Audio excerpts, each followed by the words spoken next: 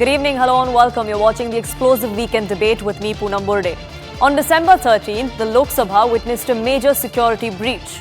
Two men jumped from the visitors' gallery, opened a smoke bomb before they were overpowered by vigilant members of parliament and then handed over to the security officials. Since then, we've seen both houses of parliament, the Lok Sabha and the Rajya Sabha, being disrupted by chaos and ruckus. There was very little business that was done on Thursday and Friday. Today, 4 days later, the Prime Minister broke his silence. In an interview to a Hindi daily, Prime Minister Modi said that the issue was a serious one and a detailed investigation must happen, one that is taking place even as we speak. He said that the issue must not be underestimated or undermined, and politics and debate over it does exactly that. But even as the Prime Minister assured India that this serious issue is being looked at with utmost care by the highest offices, both in the security establishment and the power corridors, the opposition in the country is simply not convinced.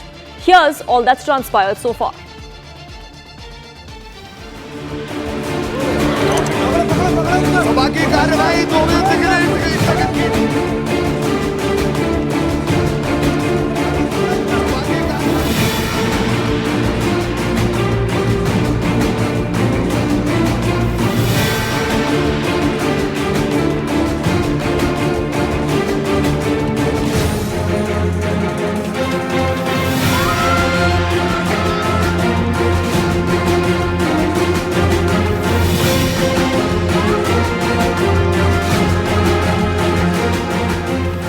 प्रधानमंत्री अखबार को दे रहे हैं, गृह मंत्री एक television channel को दे रहे हैं और हम दोनों से यही मांग कर रहे हैं कि टेलीविज़न चैनल या पत्र न्यूज़पेपर में डालने से पहले आप पार्लियामेंट में आकर बात करिए ना। We have one more week left of the parliament. Are we going to be seeing any business, or is this issue going to disrupt the remainder of the session as well? Joining me on this broadcast, spokesperson of the BJP Tuhin Sinha, spokesperson of the Congress Arshpreet Khadial is with us, Mohammad Tariq Khan of the Samajwadi Party, and MP Nathaniel, former IG of the CRPF, join us on this broadcast. Let me begin by asking Arshpreet Khadial. Mr. Khadial, we have 5 more days left in this particular session. There are several key bills that are expected to be brought up. One, of course, is the new criminal bills that is expected tomorrow by the Union Home Minister. Can we expect business to take place, or are we going to be seeing both houses being marred by ruckus once again like we saw over the last 2 days? Well, if the Bharatiya Janata Party were to stop underestimating this entire incident, the security breach that has taken place, the attack on India's democracy, maybe we would be able to proceed further, but the Bharatiya Janata Party clearly hasn't been able to answer the questions. Question number 1, Mr. Modi says that it's very important that we get into the depth of the matter to find a solution. Now, Poonam, how is it possible if they do not act against the Bharatiya Janata Party's MP that endorsed the individual that intruded into the house because of whom the security breach happened? There's been no inquiry against him. He has not been arrested yet. There has been no FIR. His membership has not been cancelled. He has not been interrogated. He has not been asked, did you have any knowledge of this or not? What relation did you have with these people, with these individuals that you endorsed? Were they your friend, your acquaintance, your relative? Who were they to you? Because the rules and guidelines categorically say, number 1, that the MP is responsible for the pass holder who is endorsing. Number 2, that the member can endorse either somebody who is personally known to him, one category. Second category is if there is an acquaintance of a person that he personally knows. Now, what category did these people fall into? The Bharatiya Janata Party's MP can answer. Only then can we get into the depth of the matter. Number 3, you see the sad state of affairs, Poonam. They haven't acted against their own MP who is at fault, but they have acted against the opposition MPs for demanding a debate and action against him. That is unfortunate. And then there's been no statement by the Home Minister. It's been days. I want to know from the Bharatiya Janata Party, why is the Home Minister quiet? What is the reason behind his silence? Because the Bharatiya Janata Party is used to these delays. In Manipur, when the law and order situation happened, 79 days the Prime Minister kept quiet. Now I want to know from them, when will the Home Minister speak? He has the law and order responsibility of the country. And next, Mr. Modi says one more thing. He says that the gravity of the incident should not be underestimated.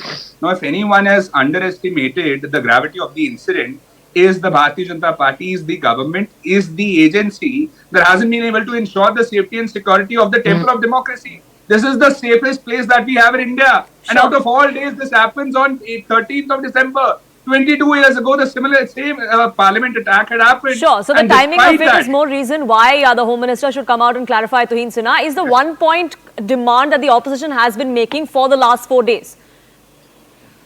Well, good evening, Poonam. Good evening, everybody. The opposition just needs to grow up. The Honorable Defence Minister has made a statement on the issue. Amit Shah ji has very clearly said that what happens inside Parliament, comes under the purview of the Lok Sabha Secretariat. And the Lok Sabha Secretariat needs to provide a report, after which he will make a statement. Do they not take the defence minister seriously? Why is it always my way or the highway for the Congress party? The only reason seems to be, they look for excuses to disrupt Parliament. And in this particular state, in this particular case, please don't compare it. I think you are doing, anybody who compares it with the Parliament attack on in 2001 is doing great disservice to the nation. That attack was sponsored by Pakistan. This attack, is done by certain disgruntled elements with proximity to the opposition parties. In the case of Lalit Jha, the TMC connection is very well established. The lawyer who has jumped to defend, was an active participant in the Bharat Jodo Yatra. Finally, the MPs who have been suspended have not been suspended because they were asking questions, but because, as you mentioned, there are important bills to be passed, and these MPs have a history of hooligan behavior.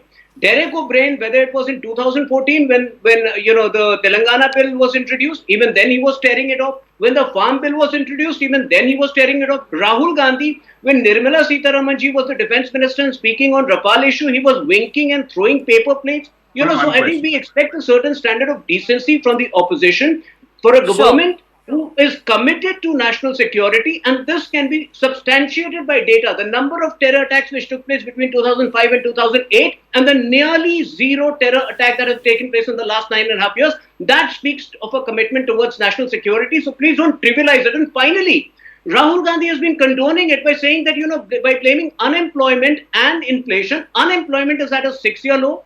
Inflation is below 5%, when for most part of UPA it was above, into double digits. So I think the least the opposition can do is not condone such acts of terrorism. Sure. Mr. Khadial, before you respond, I also want to get in the other panelists who are with us. And Mohammad Tariq Khan, we've seen the united opposition really not really letting the House function, because they say unless the Home Minister comes out and gives a statement, we're not going to let this House function. But the Home Minister has come out and broken his silence. The Prime Minister today has spoken. Defence Minister like Tuhin Sinha has also spoken on the floor of the House. The Lok Sabha Speaker himself has also come out and assured the Parliament. He in fact has also written to the members of Parliament saying that the suspension and what happened on December 13th are not interlinked. Please don't interlink them. This is what the Lok Sabha Speaker has come out and said, not the government. Even then, can we not expect the opposition and the government to come united for the last 5 days of the session and let the House function? What Prime Minister said, look at those things. What Prime Minister has said, that there is no need of the debate. Now, when we look at democracy, what is the synonym of democracy? Debate and dialogues remain the synonyms of democracy and fundamentals of democracy. So, if opposition demands that there must be some dialogue by the responsible, first we should find out who are the responsible from the government side. If the Home Minister says that we and Prime Minister is not responsible for the security of the Parliament, then it's okay. Will not ask any type of question to the Prime Minister or to the Home Minister or to the Defence Minister. Why? Until and unless responsibility of the Parliament will remain on the shoulders of the Prime Minister, of the Home Minister, will keep on asking the question that they should respond within the Parliament what has happened and why it has happened, and who will take the responsibility and security of the Parliament. Or these questions should be asked in the Parliament of China or in the Parliament of Nepal. Now, why Prime Minister always shying and running away by any type of question inside the Parliament? You run thousands kilometers to ask to give any type of answers asked by the opposition. Is the Parliament the temple of the democracy?